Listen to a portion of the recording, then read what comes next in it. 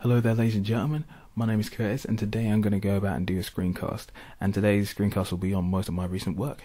Now, as you can see here, we happen to have a picture of Spider-Man. Now, I am a massive Spider-Man fan, as I am a massive fan of other Marvel characters, but Spider-Man is my favourite, and I've happened to draw Spider-Man for a good number of years now, so I decided, why not do it again?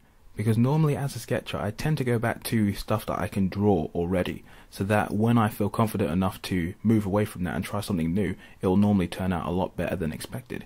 And this Spider-Man picture I happen to like a lot because even though it's a copy piece of work, it happens to showcase a fair amount of detail, and even though it's only got 2 layers on it, I think it looks fairly nice.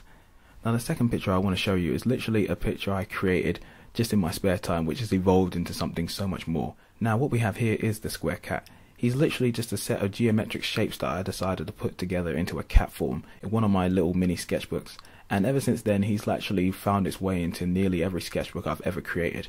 So one day when I was messing around in Adobe Illustrator, I decided, you know what, let's make the square cat a little bit more vibrant. So even though technically speaking the square cat is just white all over, because I didn't believe he necessarily needed a colour, I think he sits well in this random background with clouds, blue sky, and a little bit of green grass.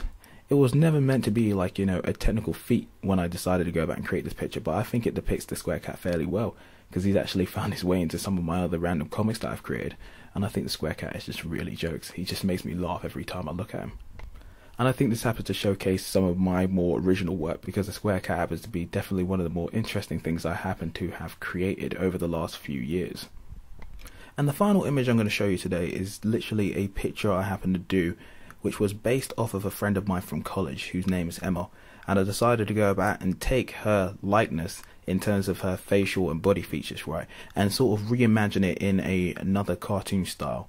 So basically what I did for this picture is literally create the pose from scratch, use her facial features and hair for visual reference for the upper half of her body, and literally happened to turn it all into a very cartoon based picture, incorporating manga styles and a specific art style found in the video game The World Ends With You. And I think it turned out fairly well. It's probably one of the more interesting pictures I've actually created in the last few years. It happens to have a fair amount of detail in a very simple looking picture. And a lot of people have told me that this happens to definitely look like my mate, and I think it is definitely a very nice picture. I do like it a lot, I ain't gonna lie. I think the term that I normally use for this picture is that it's simple yet effective. It has a simple look to it, but at the same time it has a fair amount of detail without going overly complicated, and that's why I like it so much.